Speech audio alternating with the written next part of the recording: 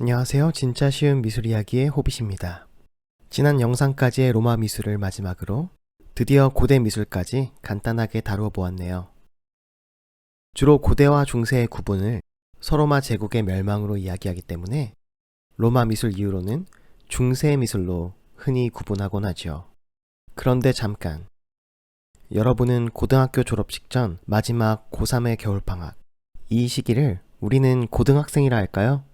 성인이라 할까요?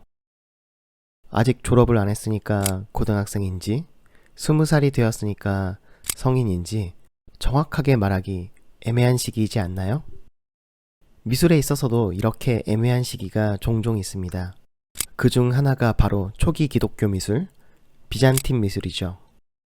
이 중 초기 기독교 미술은 콘스탄티누스 황제의 기독교 공인 즈음부터 서로마 제국의 멸망 전후를 이르는 시기인데요.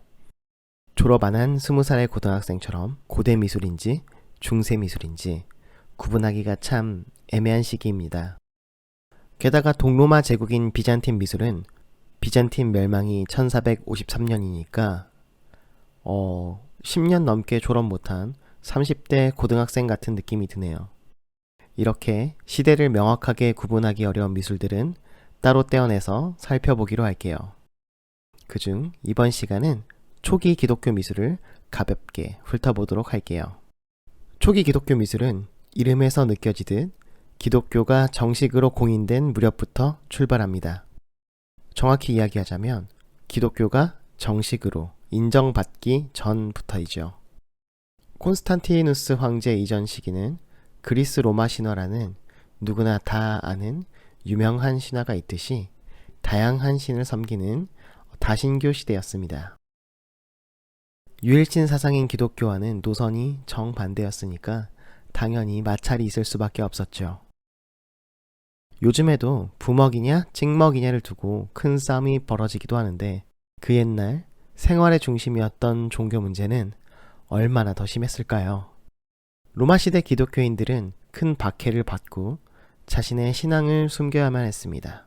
카타콤에 숨어서 눈에 띄지 않게 자신들만의 기독교 의식을 치렀다는 설도 있습니다. 이 의식은 요즘 카톨릭 용어로는 미사, 개신교 용어로는 예배라고 할 수 있겠죠. 카타콤은 라틴어로 무덤 가운데라는 뜻이 있는데요. 말 그대로 지하 무덤이었습니다. 일설에 따르면은 이 10평 남짓한 공간에서도 많은 사람들이 수백 명씩 모여서 성가를 부르기도 했다고 하는데요. 저희 집에 수백 명이 테트리스를 하면서 노래 부른다고 생각하면 끔찍하기도 하고 어떤 훈련소에서 봤던 광경 같기도 하고 그러네요. 어쨌든 이 지하 무덤에 숨어서 서로를 익투스라고 하는 암호와 같은 물고기 형상을 통해서 기독교임을 확인했다고 합니다. 특히 이 지하 카타콤은 기독교인들에게 중요한 의미를 가지기도 합니다. 박해받던 시절 이교도인들의 눈을 피해서 신앙을 지켜냈던 신성한 장소인 셈이죠. 또 지하 무덤으로 많은 사람들이 매장되기도 해서 어떤 의미에서는 굉장히 스산하고 무서운 느낌으로 다가오기도 합니다. 호러 게임인 디아블로2라는 게임에서는 무서운 이미지로 차용되었을 정도이죠. 이렇게 당시 기독교인들의 중심적인 역할을 했던 카타콤에선 암호문들과 함께 종교적 색채의 벽화들이 발견되기도 합니다. 앞선 로마 회화 영상에서 이야기했던 로마 벽화의 양식적인 특징이 보이기도 하지만 주된 내용은 역시 성경의 내용과 구세주 그리스도와 관련된 이야기들입니다. 당시 기독교인들은 이를 통해서 천국을 희망하면서 자신의 신앙을 지키길 간절히 원했을지도 모릅니다. 이렇게 박해받던 기독교는 313년 콘스탄티누스 황제가 밀라노 칙령을 통해서 기독교를 공인하면서부터 상황에 반전을 맞게 됩니다. 엄밀히 이야기하자면 이 밀라노 칙령은 기독교를 국교화한 것이라기보다는 종교의 자유를 준 것인데요. 자세한 이야기는 주변에 한 명쯤 있는 역사 덕후나 세계사 선생님들에게 물어보면 신나서 이야기해 주실 것 같아요. 어쨌든 이렇게 기독교가 공인되면서부터 신앙을 숨겨왔던 기독교인들은 자유롭게 자신의 신앙을 공개할 수 있었습니다. 제가 학생 때는 오타쿠인 걸 들키면 왕따 당하던 시절이 있었는데요. 요즘에는 그때와 다르게 이 덕후들도 당당해질 수 있는 시기이기 때문에 저도 지금은 제가 오타쿠임을 자랑스럽게 밝힐 수 있게 되었죠. 그 해방감이 얼마나 행복한지 모릅니다. 이처럼 해방감을 느끼고 행복하게 지하에서 올라온 기독교인들은 숨어서 모이는 것이 아니라 당당하게 공개된 장소에서 교회를 짓고 모이기 시작합니다. 초기 기독교 건축에서 말하는 바실리카 양식의 교회들이 바로 이런 교회들이죠. 로마네스크, 고딕으로 이어지는 이 바실리카 양식은 어느 날 갑자기 하늘에서 뚝 떨어진 양식의 건축물은 아니었습니다.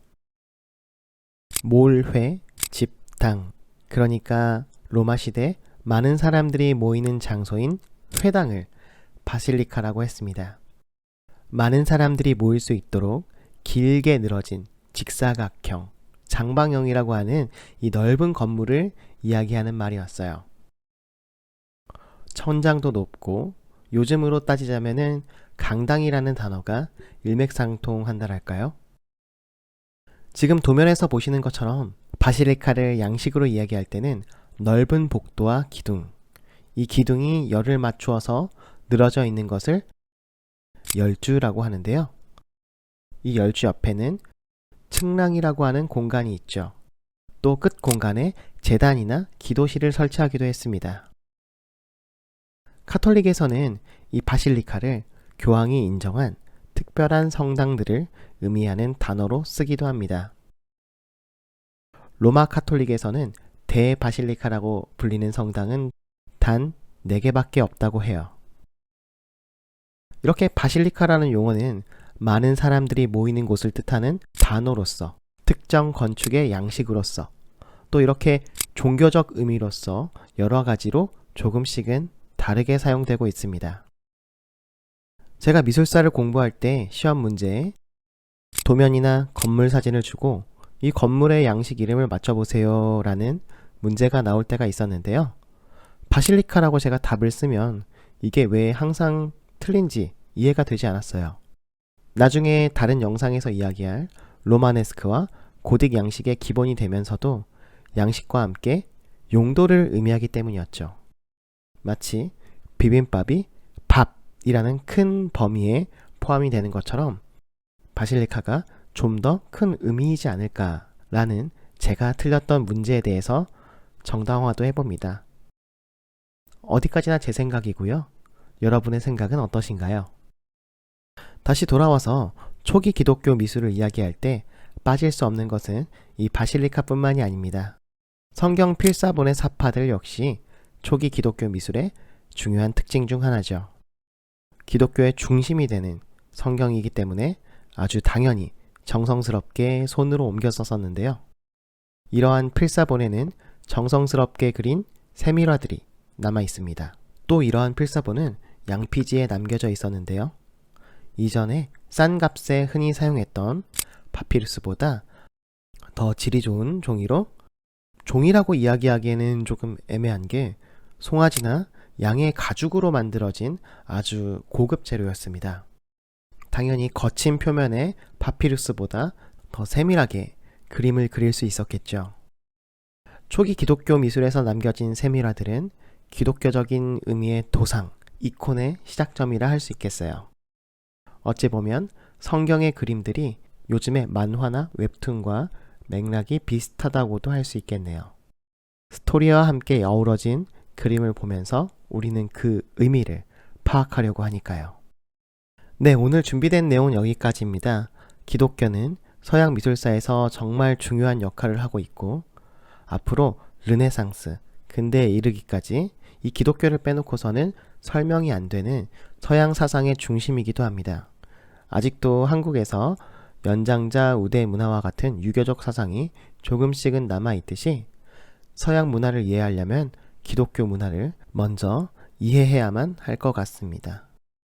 단순히 종교적인 시선보다는 문화 이해의 시선으로 함께 바라볼 수 있다면 더 좋을 것 같습니다. 요즘 제가 본업이 좀 바빠서 댓글에 신경 써드리지 못하고 있어서 정말 죄송합니다. 순차적으로 답변 드릴 수 있도록 조금 더 노력하겠습니다. 오늘 시청해주셔서 정말 감사드립니다. 아름다운 하루 되세요. 안녕.